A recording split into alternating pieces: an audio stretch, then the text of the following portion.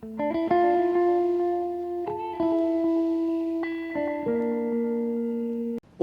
hola, ¿cómo están? Bueno, en esta oportunidad les presento esta belleza de planta. Su nombre es Cederberria leticia, es una suculenta intergenérica. La verdad que es bastante bonita, es una suculenta que es muy fácil de cuidar, así que vamos a estar hablando sobre cómo cuidarla.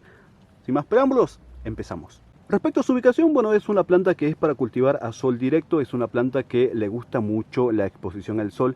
No es una planta que sea para cultivar en la sombra, no la vayan a cultivar en la sombra porque no es lo recomendable para esta planta. Si bien es una planta que van a ver que a medida que va creciendo, va perdiendo hojas y únicamente van a ver que empieza a quedar algunos tallitos, como así decirlo, peladitos, sin hojas, pero van a notar que la roseta en sí es bastante compacta. Cuando se cultiva en la sombra, lo que sucede es que esta planta se etiola. La etiolación es un estiramiento en búsqueda del sol. No tiene las rosetas compactas, sino que más bien tiene las rosetas que son muy separadas, las hojas son muy separadas, perdón, y no tiene ese tipo de crecimiento bien compacto. Eso es algo bastante importante a tener en cuenta. Algo también que les voy a mencionar respecto a lo que es la exposición al sol es que durante primavera-verano probablemente tenga este color, ¿no? Va a ser verde con algunas puntitas en color rojo, que aquí es mucho más notable. Pero cuando llega a otoño e invierno, producto de las bajas temperaturas y el sol, va a tomar este color que es rojizo. Mira cómo ha cambiado la planta y se ve completamente diferente. Pero ¿qué ha sucedido en este caso? ¿Por qué esta es más roja que la otra? Yo les cuento que todas estas plantas, bueno, estas dos son hermanas y estas dos son hijas de esta. O sea, en definitiva es la misma planta. Bueno, lo que sucede aquí es que esta planta tiene mayor exposición al sol, a lo mismo que esta planta se encuentra a mayor altura, por lo cual, bueno, puede recibir mucho más lo que sería el descenso de las temperaturas que el resto de las otras. Con esta, bueno, resulta que esta únicamente recibe sol por las mañanas y esta, bueno, ya la he colocado hace como unas 2 semanas para que reciba más sol y podemos ver cómo va cambiando el color. Pero este es el color característico que tiene entre otoño e invierno. Ahora, si se preguntan si es una planta que tolera el frío o no tolera el frío, bueno, yo les comento que si bien tiene cierta tolerancia al frío, pero más cuando el frío es cuando es seco. Frío húmedo, yo les digo porque a mí me pasó hace unos 2-3 años aproximadamente, que dejé esta planta en exterior con una llovizna, luego hubo una llovizna en pleno invierno, entonces había mucha humedad, y luego cayó una helada todo en el mismo día, y resulta que la planta se quemó. Ahora, luego en climas que son secos, esta planta tiene bastante resistencia a lo que es el frío, pero con la humedad hay que tener mucho cuidado con eso.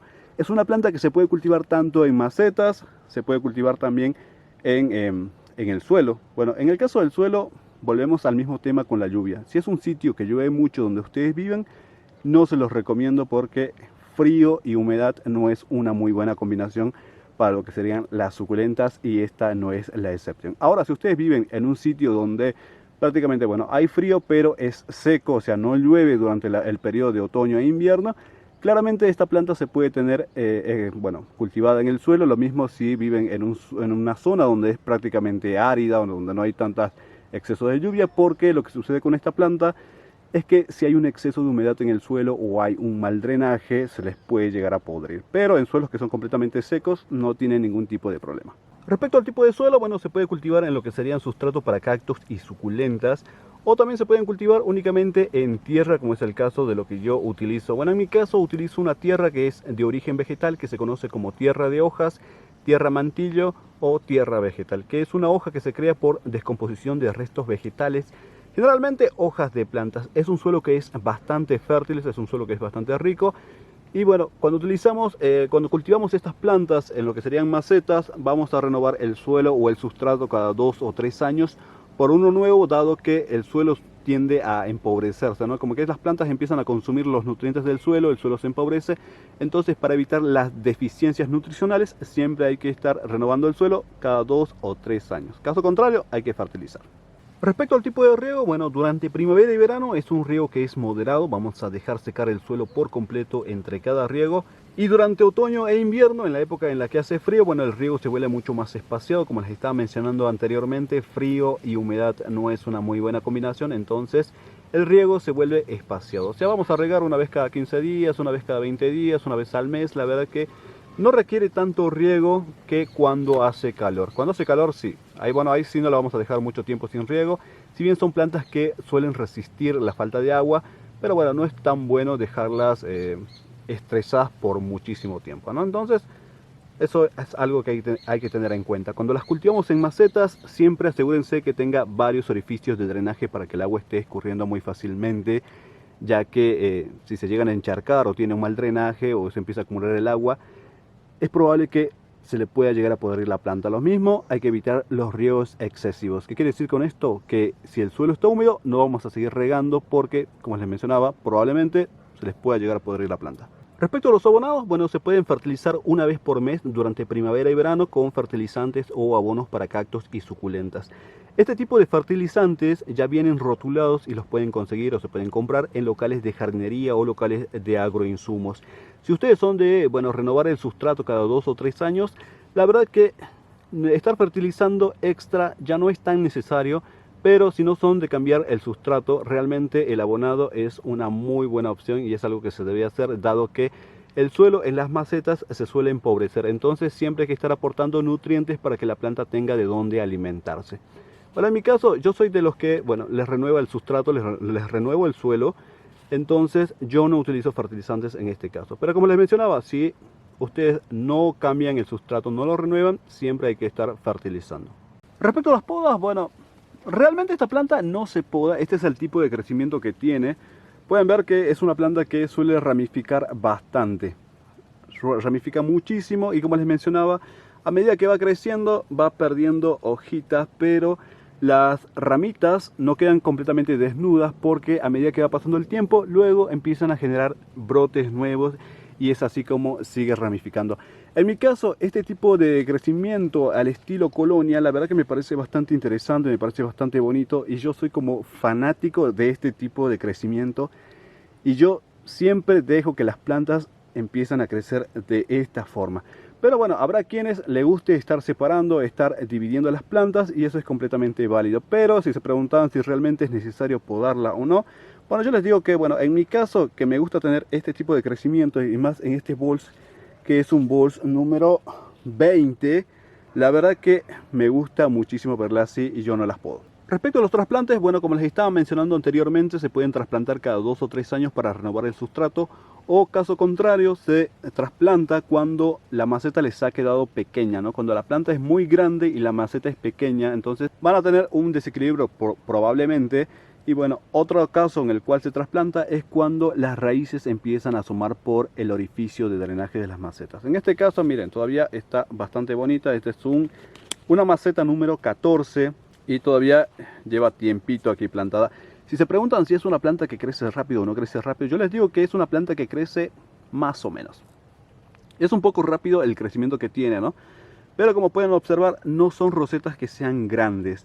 Son rosetas que miden entre 5 y 6 centímetros, ¿no? Son más o menos, son pequeñitas. Y la verdad que cuando empieza a crecer en este tipo de tipo colonia, se ven bastante bonitas. Y a medida que la planta va haciéndose vieja, van a notar que las ramas empiezan como a curvearse, como pueden apreciar.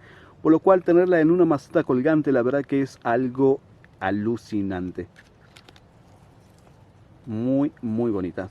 Respecto a lo que sería la reproducción de esta planta, bueno, es una planta que se reproduce muy fácilmente, ya sea a través de las hojas o a través de lo que sería el esquejado. La época ideal para empezar a reproducir esta planta sería primavera y verano porque, bueno, cuando hay calor es cuando más rápido enraizan. Pero claramente se puede hacer casi todo el año sin ningún tipo de problema, pero siempre que hay que tener en cuenta que cuando hace frío el enraizamiento es mucho más lento. Es un proceso más lento que cuando hace calor. Cuando hace calor, en un chasquido enraizan.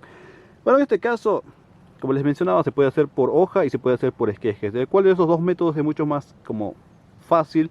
Yo les diría que más rápido para obtener una planta es a través del esquejado. Como les estaba mencionando, es una planta que suele ramificar muchísimo. Pues entonces podemos sacar ramitas de cualquier lado. Tiene bastantes brotes, como se puede apreciar. Entonces lo que tenemos que hacer es aislar uno de estos brotes. Bueno, en este caso yo voy a sacar el que se encuentra aquí. Simplemente vamos a ir, ya sé que lo corten con una tijera o con la mano, ¿no? La verdad que no tiene que ser difícil de salir y aquí salió.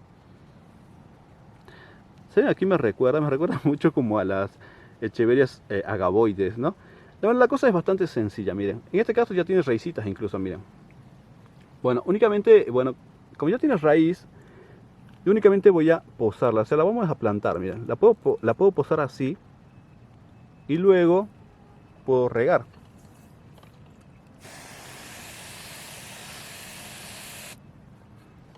Si ustedes la han sacado con un tallo que sea más largo, se puede enterrar el tallito dejando la roseta a ras del suelo. Cuando son hojitas, claramente, bueno, vamos a ver si podemos sacar una hoja de acá. Pero como les mencioné, sí salió, acá también. Y únicamente se deja la hojita posada sobre lo que sería tierra húmeda, ¿no? Pero bueno, el tiempo en el cual una hoja va a brotar, por así decirlo, es indeterminado. No sabemos qué es lo que va a ocurrir porque lo que sucede con las suculentas es que cuando reproducimos por hoja, puede que primero saque raíces y luego saque brotes, o primero saque brotes y luego saque raíces, o no suceda ninguna de las dos cosas, o saque una cosa y no suceda la otra, y bueno, no sabemos. Pero cuando lo hacemos por lo que sería esquejado, ya sabemos que es una planta que va a enraizar muy fácilmente.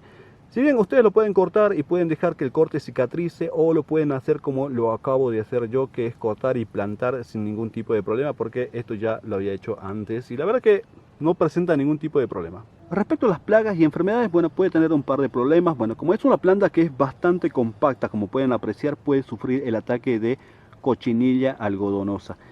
Luego, cuando empieza a florecer, puede sufrir el ataque de pulgones. Entonces puede tener ataques de pulgones y cochinillas. Claramente esto se puede erradicar o se puede prevenir aplicando insecticidas, ya sea insecticidas orgánicos, insecticidas químicos, los cuales se pulverizan una vez por mes. Bueno, en preferencia una vez por mes se pueden aplicar a modo de prevención.